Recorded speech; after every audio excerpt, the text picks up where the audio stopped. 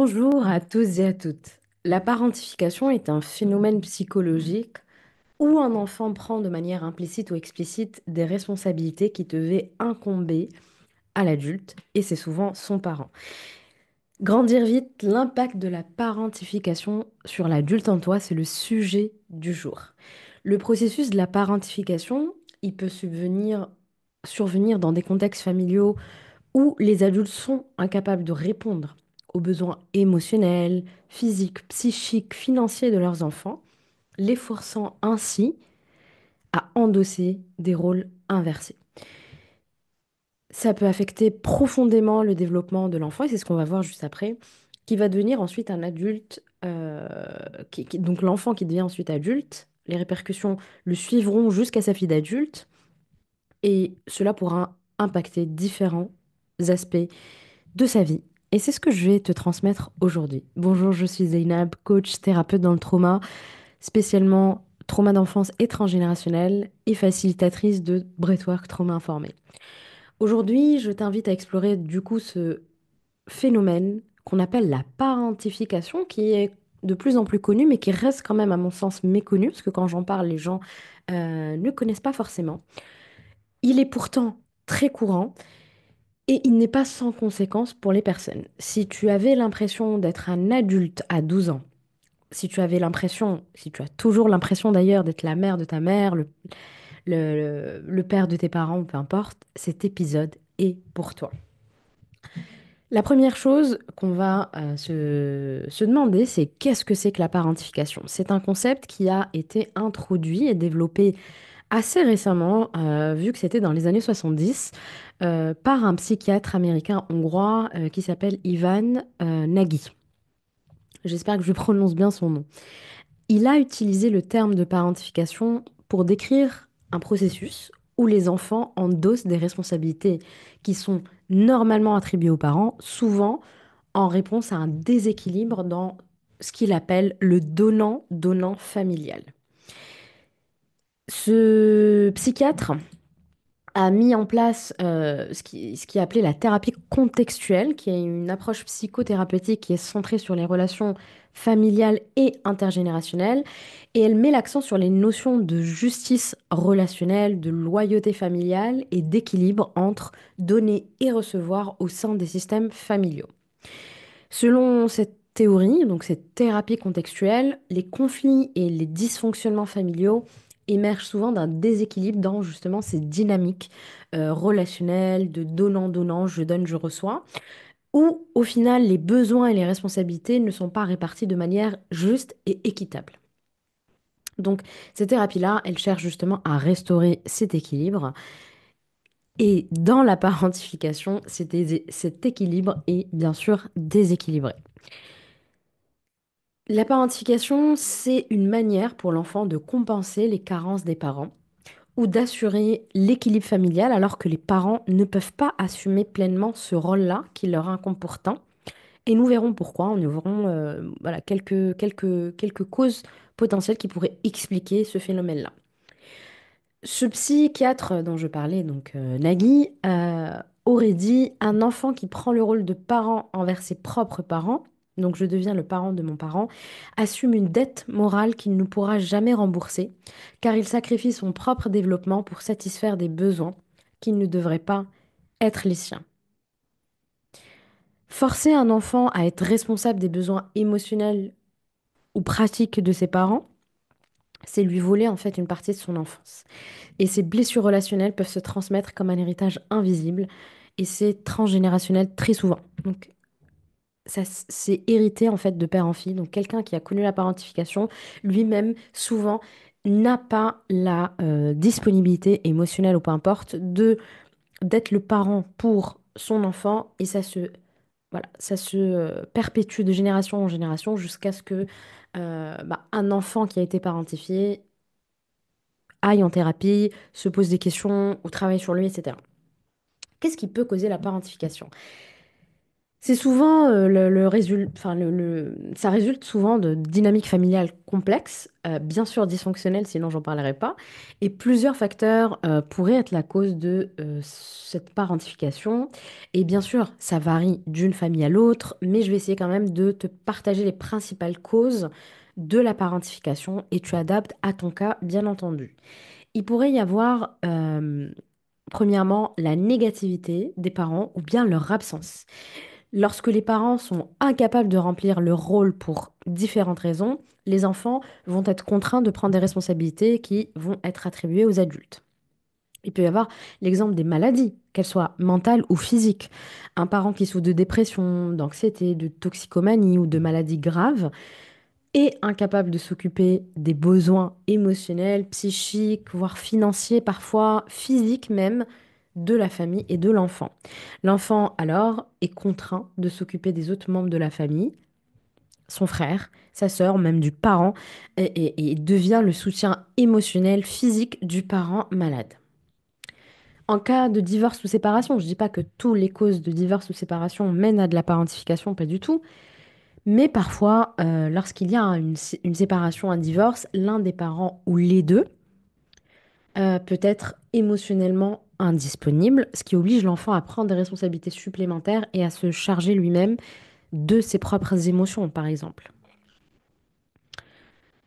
Si par exemple, admettons dans le cas d'un divorce, il y a un deuil qui est fait et que les parents sont dans leur deuil et n'ont vraiment pas la place émotionnellement pour accompagner l'enfant, ben, qui s'occupe du deuil de l'enfant lui aussi? Personne. Et l'enfant se retrouve face à ce deuil et se retrouve face à ses propres émotions qu'il va prendre en charge, il va se dissocier, donc voilà, il y aura plein de mécanismes qui pourront se mettre en place en fonction de l'enfant, mais en tout cas, le parent ne remplit pas sa mission d'être émotionnellement disponible pour l'enfant. Il peut y avoir le parent qui est absent, qui souffre d'une addiction, le parent qui n'est pas présent physiquement ou émotionnellement. Donc quand je dis parent absent, ça pourrait être vraiment il est absent parce qu'il n'est pas là, il travaille dans un autre pays, ou il est émotionnellement absent. Donc il est là, mais il n'est pas là émotionnellement pour l'enfant. Et ça arrive très très très fréquemment. Ça peut être le cas de parents qui souffrent d'une addiction, l'alcool par exemple. Ce qui peut entraîner l'enfant dans un rôle de soutien. Et en fait, l'enfant devient très souvent mature bien trop tôt et devient l'adulte à la maison. Il peut y avoir aussi le cas de violence domestique ou de la maltraitance dans les foyers. Donc, dans ces foyers-là où il y a des abus physiques, émotionnels, les enfants peuvent être contraints parfois d'agir en tant que médiateurs ou sont contraints de protéger d'autres membres de la famille, comme je disais tout à l'heure, les frères, les sœurs ou même les parents eux-mêmes. L'enfant qui s'interpose pour défendre sa mère qui se fait battre, par exemple. Ça arrive assez souvent et c'est une responsabilité qui est injustement donnée à l'enfant. Donc, il prend cette responsabilité, il se charge de ça, alors que ce n'est pas du tout à lui de le faire. Mais hélas, il n'y a personne pour remplir ce rôle, parce qu'il y a ce déséquilibre entre donnant-donnant dont je parlais au début. Et puis, il y a tous les modèles familiaux dysfonctionnels. Donc, les rôles inversés dans les familles dysfonctionnelles, ça arrive très fréquemment. L'enfant devient le parent et le parent, souvent, est incapable émotionnellement ou mentalement. Il assume un rôle un petit peu d'enfant. Il est dans un rôle voilà, d'enfant, tout simplement. Et en général, ça va être des parents qui vont être émotionnellement immatures ou émotionnellement indisponibles. Et l'impact du parent émotionnellement immature est absolument incroyable. Je reçois énormément de personnes qui ont eu des parents émotionnellement immatures et l'impact sur la vie d'adulte est phénoménal. Je ferai un épisode vraiment sur l'immaturité émotionnelle, l'indisponibilité ou l'immaturité émotionnelle du parent et ses conséquences euh, sur, euh, sur l'enfant qui devient adulte ensuite. Il peut y avoir aussi, dans certaines familles, du favoritisme ou une surcharge d'un membre de la famille, enfin d'un enfant. Souvent, c'est l'aîné. Pas toujours, mais souvent, c'est l'aîné. Le parent, il va attribuer de manière aléatoire, disproportionnée, des responsabilités à l'aîné, ce qui va placer l'aîné dans un rôle de second parent. Euh, Pourquoi? Ben, peut-être que il y a une perception de l'aîné comme étant celui qui est mature, c'est le premier, donc celui qui est capable de gérer des situations difficiles, par exemple. Bien sûr, je parle de l'aîné parce que c'est ce qui est le plus fréquent, mais des fois, c'est juste un des frères ou une des sœurs, c'est le bouc émissaire, le mouton noir, etc. Et puis, il y a tous les environnements de stress et de pauvreté qui impliquent de la parentification, puisque les familles qui vivent dans des conditions de pauvreté ou dans des conditions, dans des environnements où les ressources financières sont limitées, font que ben, ça génère un stress, ça génère une indisponibilité émotionnelle aussi, ce qui fait que l'enfant, souvent, doit assumer des responsabilités trop lourdes pour son âge. Et puis, il y a l'absence ou la défaillance de figure parentale, tout simplement, hein. Il peut y avoir, bien sûr, les cas d'absence, ben, un parent qui décède malheureusement, un divorce, un parent qui est en prison, qui est expatrié dans un autre pays. L'enfant, il est alors obligé de combler cette absence en assumant des responsabilités parentales et parfois même, il y a l'absence physique d'un parent, mais l'autre parent qui reste, au vu de l'absence physique de l'autre parent pour des raisons de décès, d'emprisonnement ou autre, font que bah, le deuxième parent qui reste, pardon, est métaphoriquement absent, ce qui fait qu'il remplit pas son rôle, parce qu'il en est incapable émotionnellement. Et donc, qu'est-ce qui se passe? Bah, l'enfant est contraint d'assumer les fonctions des adultes qui sont pas là. On peut culpabiliser aussi les enfants, ça c'est une autre cause possible de parentification. Parfois, bah, il y a des parents qui sont contrôlants, il y a des parents qui sont narcissiques, c'est une réalité, ce qui peut rendre un enfant responsable du bien-être émotionnel de la famille. Puisque ce parent-là va consciemment ou inconsciemment, et si c'est un narcissique qui va le faire de manière très consciente, il va culpabiliser l'enfant en le faisant sentir, en lui incombant un rôle de sacrifice pour que la famille fonctionne. Comme si c'était vraiment à l'enfant de se plier en mille, de se sacrifier pour le bien-être de la famille. Donc l'enfant va être amené à mettre de côté ses propres besoins émotionnels qui n'existent pas, qui ne sont pas reconnus, et va se concentrer uniquement sur ceux des autres. Et bien sûr, ça va devenir un people pleaser, tu t'en doutes bien. Il y a aussi le cas de la pression hein, parentale sur les performances. Ça existe dans certaines familles aussi, puisque le parent va mettre une pression excessive sur l'enfant pour qu'il réussisse, ce qui va créer une dynamique où l'enfant porte toute la charge des attentes familiales, que ce soit sur le plan académique, professionnel ou social. Et ça arrive très, très, très fréquemment. On le voit très fréquemment. Et bien sûr, il y a le cas des traumatismes ou des événements de vie stressants. Hélas, des périodes de stress extrêmes qui peuvent accélérer ce processus de parentification, des accidents, des maladies, une expatriation forcée, un changement majeur de vie, des guerres, etc. Voilà, tout ça, hélas, peut mener à de la parentification. Une dernière cause, c'est les carences affectives dans la parentalité. Donc l'absence de chaleur, l'absence de soutien, l'absence d'amour des parents peut conduire l'enfant à être parentifié. Les enfants de parents émotionnellement distants, qui ne sont pas réactifs par exemple, se retrouvent dans des rôles de parents pour combler cette lacune justement affective en recherchant l'attention ou en agissant de manière un peu excessive pour plaire aux parents. Et je parlais tout à l'heure de people pleaser et un people pleaser a d'abord été un parent pleaser. Donc il a d'abord please les parents avant que ça devienne un trait de caractère. Donc ça, c'est pour les causes. Il y en a probablement d'autres que j'ai pas citées. Donc, si tu te reconnais dans la parentification, mais pas dans les causes, ou à peu près, n'hésite pas à me le faire savoir en barre d'infos. Voilà, ça ne veut pas dire que tu n'as pas été parentifié. Il y a deux types de parentification principales. Là, je vais parler des types. Donc, la parentification, elle peut se manifester de différentes manières, bien sûr, parce qu'il y a différents types de responsabilités que l'enfant peut ou pas endosser.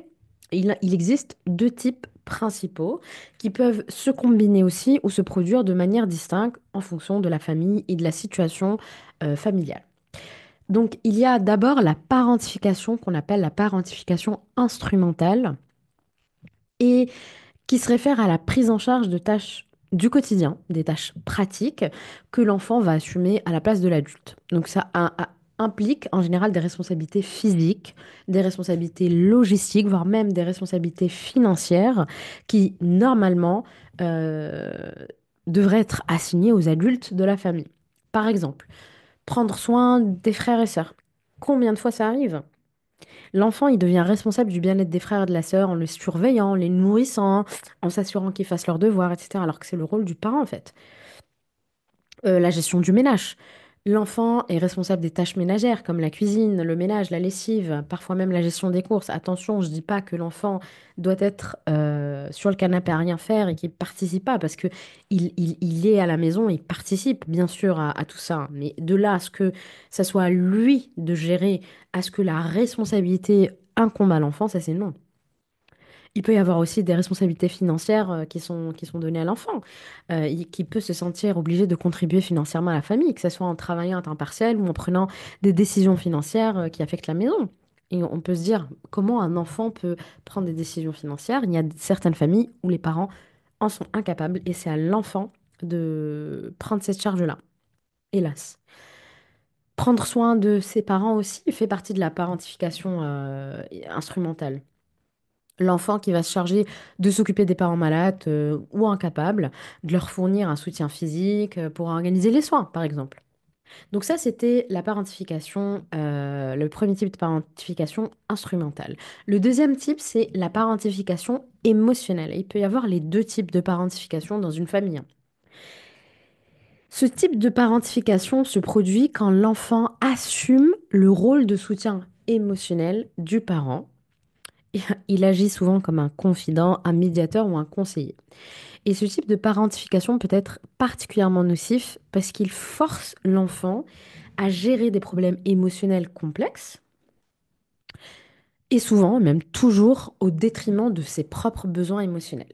Par exemple, il va servir de confident. L'enfant, il est souvent sollicité pour écouter les problèmes émotionnels ou les inquiétudes des parents. Qu'il s'agisse de relations, de stress de travail, de difficultés amicales, etc. Donc l'enfant, son rôle, enfin, il devient celui qui réconforte le parent, même si ça lui cause du stress. Je connais ça très bien.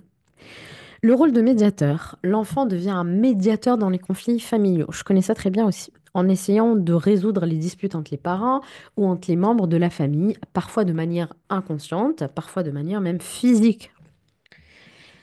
Prendre soin des émotions du parent. L'enfant se sent responsable de l'humeur ou du bien-être émotionnel du parent, essayant de lui apporter du réconfort en cas de détresse émotionnelle. Vous vous imaginez un petit peu un enfant qui fait ça, qui prend soin des émotions du parent. Comment il va être plus tard? Il va sûrement être thérapeute. Je rigole, à moitié. Euh, et enfin, un autre exemple de la parentification émotionnelle, ça peut être la culpabilisation émotionnelle, bien sûr. L'enfant peut être manipulé émotionnellement par un parent qui utilise de la culpabilisation, qui va le pousser à se sentir responsable de la stabilité émotionnelle de la famille. C'est à cause de toi que je suis énervée. C'est à cause de toi que ton père s'énerve. C'est à cause de toi que tout va mal. C'est à cause de toi que... voilà, il y a une sorte de culpabilisation. Le monde, en fait, arrête de tourner à cause de l'enfant. Et l'enfant, en grandissant, il croit vraiment ça. L'impact de la parentification sur l'adulte, ça c'est la partie la plus importante. Mais avant de parler de l'impact, c'est important quand même de savoir un petit peu de quoi on parlait pour que, voilà, pour que ça soit un peu plus clair pour toi. Parce que tu peux ressentir l'impact sans savoir pourquoi il y a ça. Donc là, j'espère que tu as saisi un petit peu les causes qui pourraient expliquer certaines caractéristiques qui t'empêchent d'avancer aujourd'hui. Grégory Jurkovic, qui a écrit un livre qui n'existe malheureusement pas en français, mais je vais donner le nom en anglais pour ceux qui sont intéressés et peuvent le lire en anglais. Ce livre s'appelle Lost Childhood, The Plight of the Parentified Child. Et dans ce livre-là, il y a deux phrases que je trouve très vraies, que j'ai traduites en français. Les enfants parentifiés se retrouvent piégés entre deux mondes.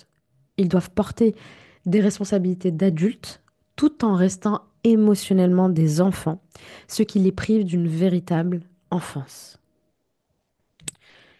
Les adultes ayant été parentifiés développent une hyper-vigilance émotionnelle, cherchant à répondre aux besoins des autres, tout en ayant du mal à reconnaître leurs propres besoins. Rien que ces deux phrases te donnent un aperçu des conséquences de la parentification sur l'adulte que tu es. Tu te doutes bien qu'un enfant qui a grandi en étant le parent de son parent n'a pas eu l'opportunité d'avoir ses besoins d'enfant remplis. Il n'a pas été un enfant. Tu t'imagines que le jour où il voudra être un parent, est-ce qu'il aura encore cet espace-là? Parce qu'il aura toute sa vie été le parent de son parent, il aura été le parent de son boss, de son mec, de ses clients, etc. Puis un jour, il n'en peut plus en fait d'être le parent de tout le monde. Il y a plusieurs recherches qui étudient les conséquences de ce phénomène. C'est pas un truc un peu bizarre. Il y a vraiment des recherches là-dedans. Elles sont quand même assez récentes. Donc, il y a des recherches en 2016 sur le rôle de la parentification dans le développement des troubles. En fait, ils ont fait un, un lien entre la parentification et le développement de troubles émotionnels chez les enfants et comment cela a un impact sur les problèmes de santé mentale à l'âge adulte. Donc, c'est une étude de 2016 euh, qui explique ça, en fait, le rôle de la parentification dans le développement des problèmes émotionnels et de problèmes de santé mentale chez l'enfant qui devient adulte ensuite. C'est incroyable. Il y a une autre étude de 2017 qui parle des effets psychologiques de la parentification chez les enfants et les ados, bien sûr. Quand je dis enfants slash ados, et qui montre en fait les effets sur l'estime de soi, sur l'anxiété, sur la capacité de l'enfant à établir des relations saines à l'âge adulte aussi. Là, c'est quand même assez incroyable parce qu'il y a vraiment des études qui montrent tout ça. Voilà, donc si tu fais des recherches, tu trouveras quand même des études assez récentes, mais il y a quand même des faits qui font un lien entre la parentification et les conséquences. La première conséquence qui me paraît assez évidente et que tu auras peut-être saisi toi aussi, c'est le problème d'estime de soi. Parce qu'un enfant parentifié va grandir très très souvent avec un sentiment de ne pas être assez, de ne pas être assez bon, de ne pas être assez fort, de ne pas être assez beau, ou de ne pas mériter en fait l'attention sur lui-même, parce que le parent n'a pas fait attention à lui. Donc pourquoi les autres feraient attention à lui? Parce que la valeur de l'enfant est liée, ou à cause de cette parentification, sa valeur est liée à sa capacité à prendre soin de son parent. Et bien sûr, plus tard, de son conjoint, boss, pote, etc. Donc, l'estime de soi, bah, en général, elle est faible. Parce que se sentir constamment responsable de l'autre, sans que tes propres besoins aient été pris en compte, bah, amène l'enfant à se percevoir comme moins digne d'attention, moins digne d'amour. Et donc, ensuite, ça va devenir un adulte qui va faire passer les besoins des autres avant les siens, parce que lui ne vaut pas grand-chose.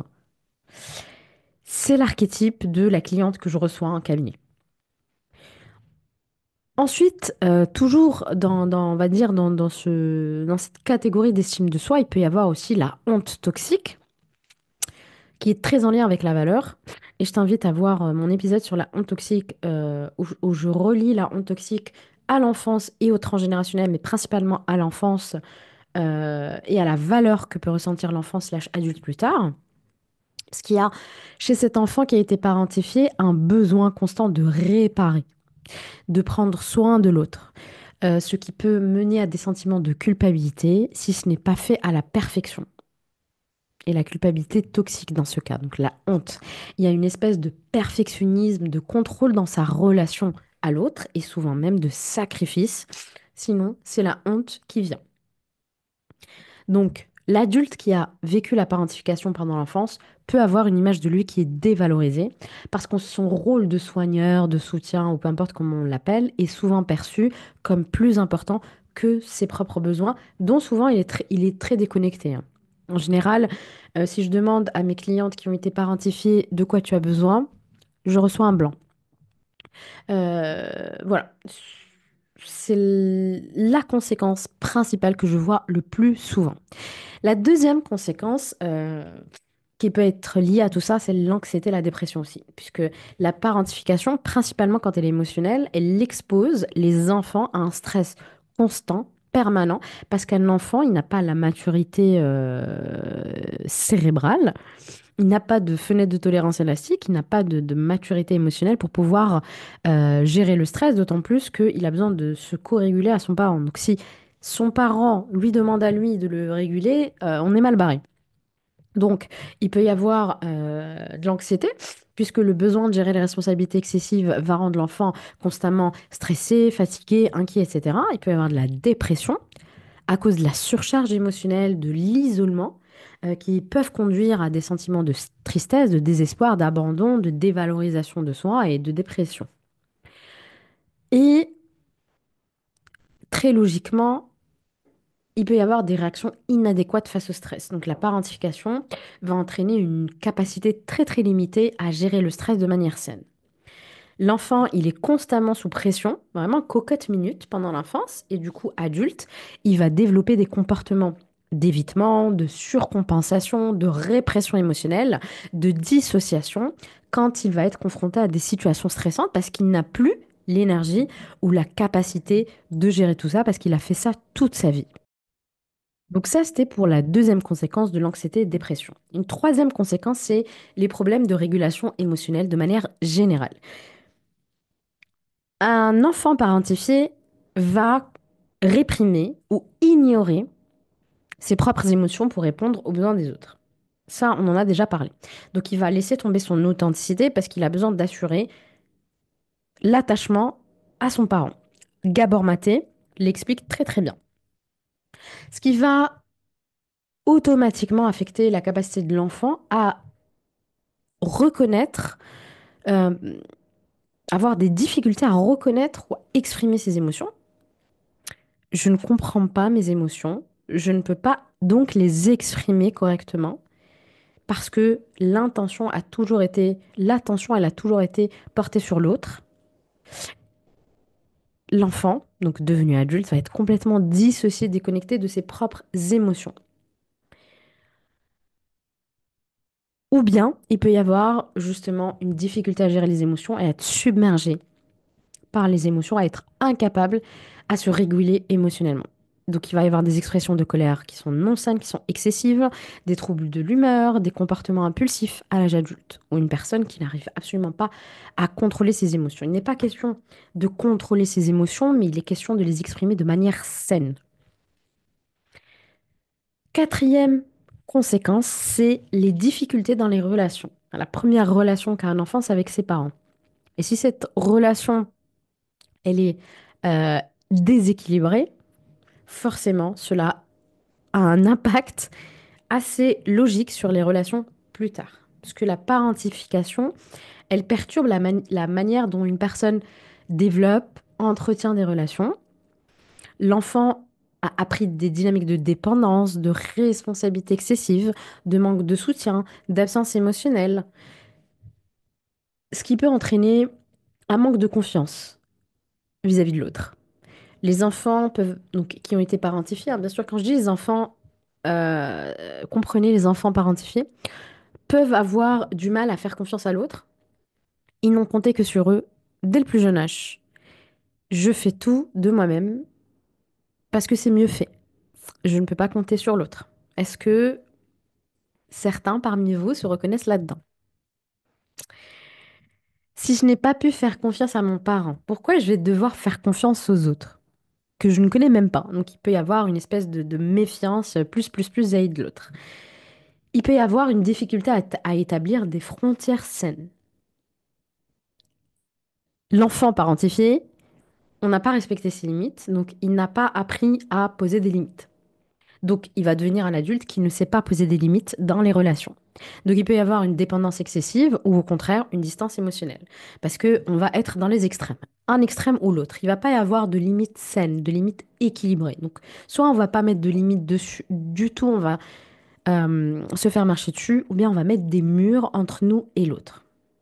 Et bien sûr, ça rajoute l'incapacité de dire non. Parce que on n'a jamais eu l'autorisation, l'espace, la possibilité de dire non aux parents, forcément adultes, on n'arrive pas à dire non non plus. Et puis, quelque chose qui est fréquent, c'est la répétition des dynamiques familiales. C'est pour ça que je parlais tout à l'heure de transgénérationnel. Un enfant parentifié va à son tour parentifier ses propres enfants ou se retrouver dans des relations où ses propres enfants vont forcément avoir trop de responsabilités. Combien de mes clientes sont les mères de leurs conjoints, par exemple? Donc on peut avoir ça avec les enfants, parentifier les enfants, ou bien si on n'a pas d'enfants, ou même si on a des enfants, on va parentifier aussi le conjoint. On va parentifier le client. On va devenir, c'est pas on va parentifier le client, on va devenir le parent du client, on va devenir le parent du conjoint. On va devenir le sauveur, le consolateur, le soignant. Si tu es thérapeute, demande-toi bien sûr si tu n'as pas été parentifié. Attention, tous les thérapeutes n'ont pas été parentifiés, mais il y a beaucoup, beaucoup de soignants slash thérapeutes, d'aidants en général, qui ont été parentifiés. Dépendance à la validation externe. Un enfant parentifié, il apprenait à être utile et à gagner l'attention de son parent en prenant soin de son parent. Il va grandir, il va toujours avoir besoin de validation extérieure. Il va avoir vraiment du mal à se valider lui-même. Il va souvent chercher l'approbation de l'autre.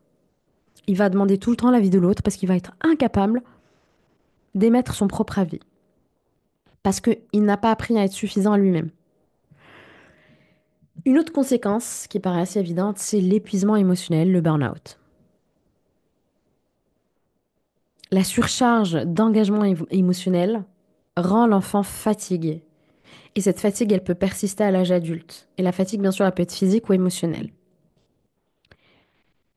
Le burn-out peut arriver aussi chez les adultes qui ont été des enfants parentifiés, puisque ils en peuvent plus de gérer les attentes des autres. Ils sont épuisés psychologiquement, physiquement. Ils ont donné, donné, donné, donné toute leur vie et ils n'ont plus aucune ressource. Ils ont vraiment été vidés de leur essence, de leur énergie. Une autre conséquence, les troubles de l'identité. Les enfants qui ont été parentifiés peuvent avoir une vision un peu floue d'eux-mêmes, puisque l'identité, elle se construit dans l'enfance, dans une, dans une famille équilibrée, mais là, en fait, l'identité s'est construite autour de les responsabilités qu'ils avaient envers de leurs parents. Au lieu que leur identité se construise par rapport à leurs propres besoins et leurs propres désirs. Donc, ce sont des adultes qui ont du mal à se définir eux-mêmes. Ils savent pas ce qu'ils veulent, ce qui est important pour eux.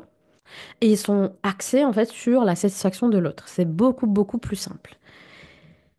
Et ils n'ont pas la capacité aussi de s'amuser.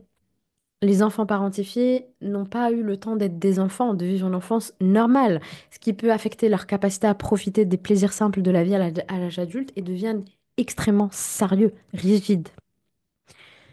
Un autre problème, c'est les problèmes de dépendance. Que ce soit de la dépendance affective, donc émotionnelle, ou que ce soit de la dépendance envers des substances. Pour moi, quand je parle d'addiction, vraiment, j'englobe un peu tout ça. La dépendance émotionnelle est assez logique au vu de ce que j'ai raconté, puisque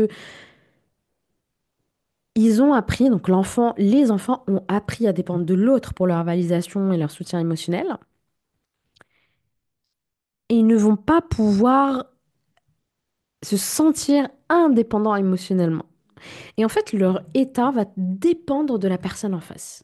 Si la personne en face est bien, je me sens bien. Si la personne en face est mal, je vais parfois même essayer de la faire sentir bien, parce que moi, je me sens mal que l'autre personne en fasse mal. Il y a une sorte de dépendance émotionnelle, dépendance face à l'état émotionnel de l'autre. Et bien sûr, il y a les addictions physiques, hein, alcool, drogue, etc., pour faire face à la douleur émotionnelle, pour échapper à la pression de toujours prendre soin de l'autre. Et en fait, l'addiction vient remplir un petit peu le vide affectif qui a été créé par la parentification. L'addiction vient toujours, toujours, toujours nous parler de souffrance.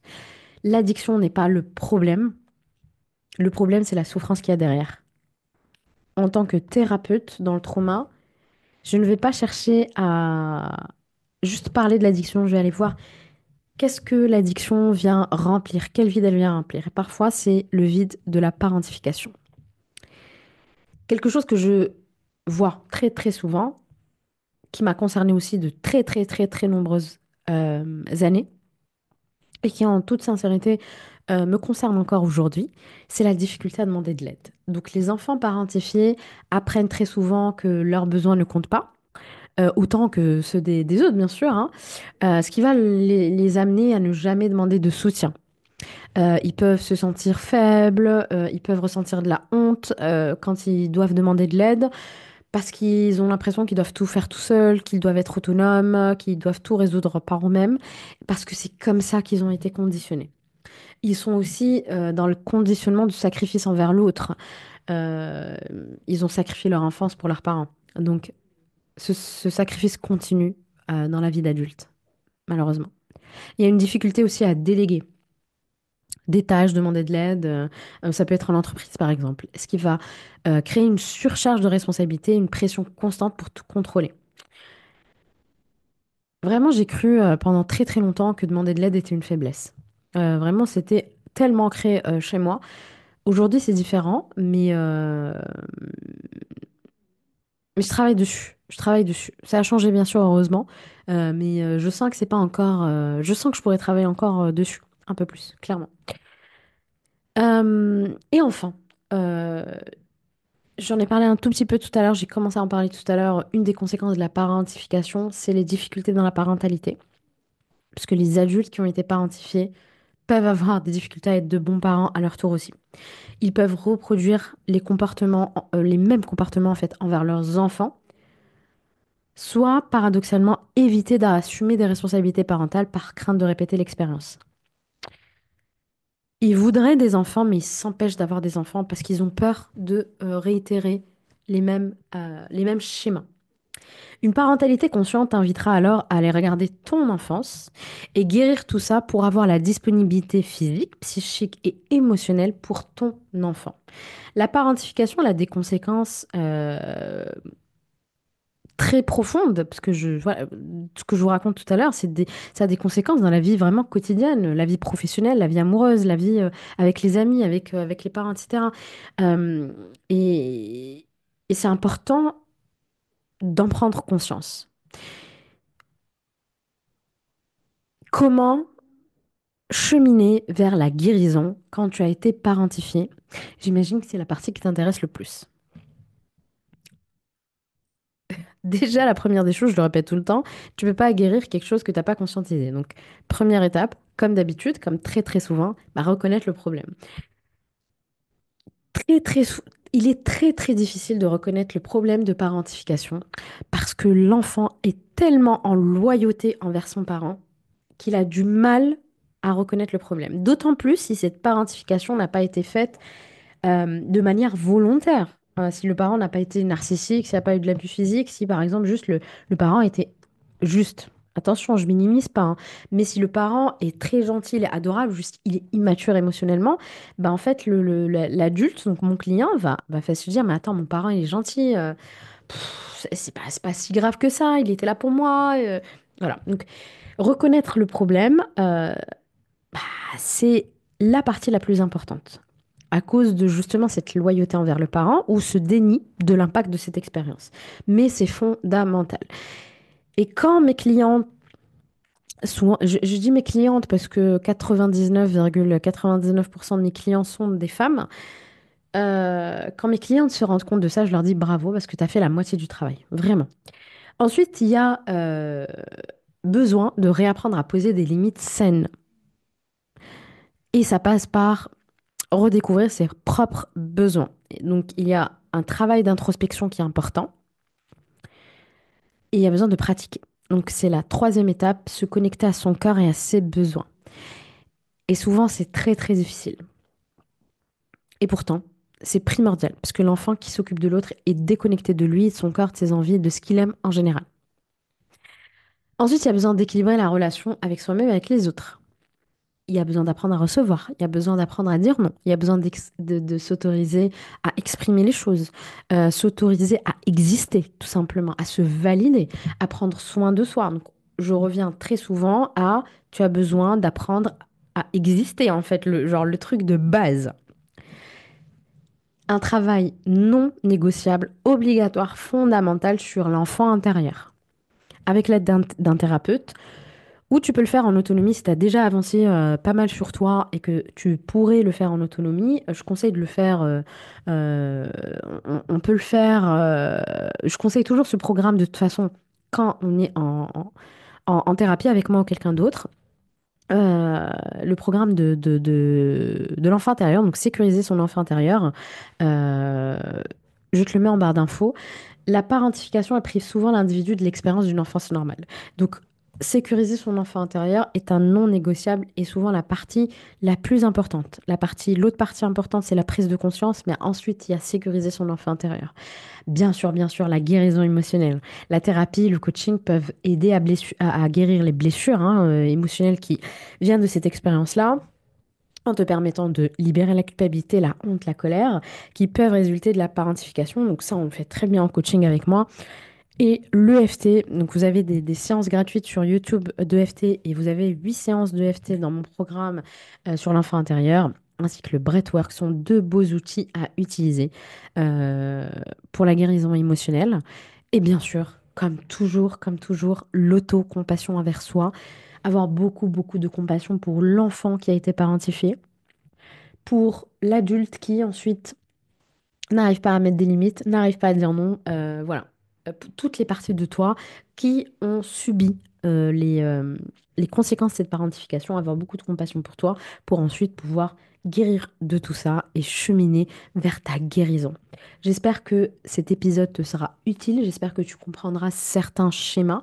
N'hésite pas à liker, n'hésite pas à partager, n'hésite pas à commenter pour faire référencer ma chaîne ou mon podcast si tu écoutes sur le podcast. Je te remercie de ta fidélité si tu as l'habitude ou si c'est la première fois, bah, bienvenue ici. Je te dis à très bientôt dans un nouvel épisode. Ciao, ciao.